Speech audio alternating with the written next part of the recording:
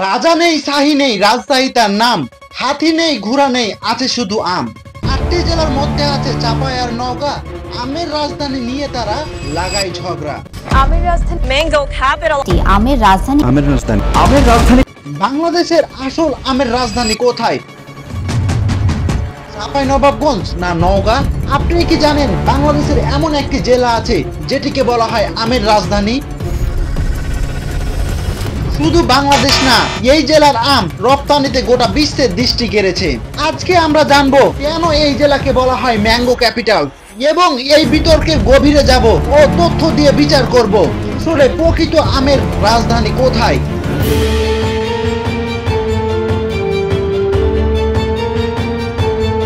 রাজশাহী বাংলাদেশের উত্তর পশ্চিমা অঞ্চলের একটি জেলা। পদ্মা নদীর তীরবর্তী হওয়ায় এখানকার মাটি পল্লী মাটি সমৃদ্ধ, আর আবহাওয়া থাকে শুষ্ক ও রৌদ্র উজ্জ্বল, যা আম কাল্টিভেটের জন্য একেবারে পারফেক্ট। আর এখানকার আম স্লোলি ব্রান্ড হিসেবে গ্রোথ করছে। কিন্তু এখানেই শেষ না, রাজশাহী বিভাগের চাঁপাইনবাবগঞ্জ ও নওগাঁ নাম শুনলেই চোখের সামনে ভেসে ওঠে পাকা আমের হাটের মিষ্টি গন্ধ আর বিখ্যাত সেই বাজারের কথা। সেখানে পাওয়া যায় অনেক প্রজাতির আম, যেমন গোপালভোগ, হিমসাগর, ফজলি, ন্যাংরা, নাগফজলি, আমরুপালি, বাড়িফোর, কাটিমন জাতীয় আইকনিক জাতের আম।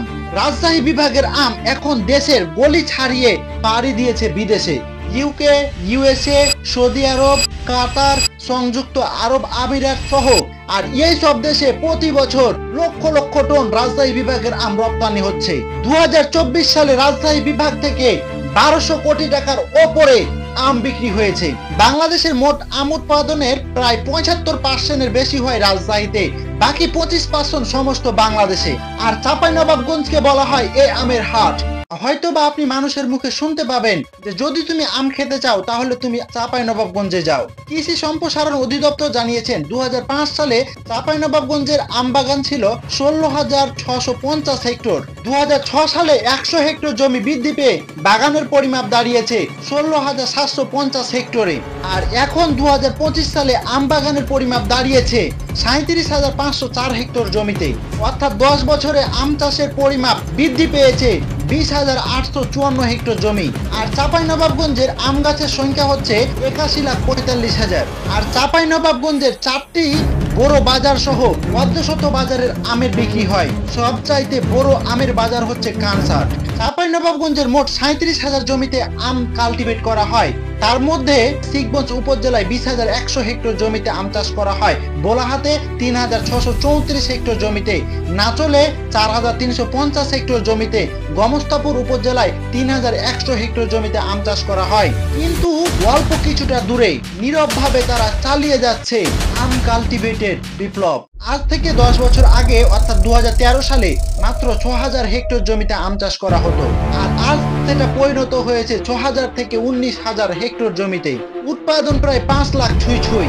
আর এর মধ্যে পোরশায় 9,000 হেক্টর জমিতে আম চাষ করা হচ্ছে, সাপাহার উপজেলায় 4,000, নিয়ামতপুরে 950, পত্নীতলায় 2,200, ধমরাইহাটে 615, মালদায় 400, নওগাঁ সদরে 400, মহাদেবপুরে 360, বদরগাছিতে 340, রানীনগরে 145 হেক্টর এবং আত্রায় 116 হেক্টর জমি চাষ করা হয়। নওগাঁর মাটি এঁটেল, যার জন্য এখানকার ফলানো আম সুস্বাদু ও কম পচনশীল। কৃষকরা বলেছেন চাষে লাভ বেশি, খরচ কম, আর বিদেশে রপ্তানির অপরচুনিটিও হচ্ছে অনেক বেশি। ন্যাচারালি নওগাঁ শুধু এখন একটা জেলা নয়, it's a name of future probability, but পপুলারিটির দিক থেকে কিছুটা এখনো ল্যাকনেস রয়েছে। তাহলে এখন আমরা কিছু সংখ্যার দিকে তাকাই। পয়েন্ট নাম্বার 1, ঐতিহ্য, বাজার কাঠামো, জাত বৈচিত্র্য এখনো চাপাইয়ের সবচেয়ে বেশি স্টাবলিশ। পয়েন্ট নাম্বার 2, কানসাট ও ভোলাহাট বাজারে প্রতি মৌসুমে 250টির বেশি আড়ত হয়, যেখানে কোটি কোটি টাকার আমের লেনদেন হয়। কিন্তু উৎপাদনে এগিয়ে নওগাঁ প্রায় 5 লাখ টন। 2, জমির পরিমাপ বাড়ছে খুব দ্রুত। 3, বিদেশে রপ্তানিও শুরু করেছেন। তাহলে প্রশ্ন আছে, কে আমের রাজধানী? চাপাই উৎপাদন বাজার ও রপ্তানির কেন্দ্র। অন্যদিকে নওগাঁ উৎপাদনশীল ও সম্ভাবনাময়। তবে বাস্তব ভিত্তিক তথ্য অনুযায়ী চাঁপাইনবাবগঞ্জ বর্তমান সবচেয়ে বেশি আম উৎপাদন করে এবং বাজার দখল করে আছে। আর তাই বেশিরভাগ কৃষিবিদ ও কৃষি অফিসারেরা একে বাংলাদেশের আমের রাজধানী বলেই মানে।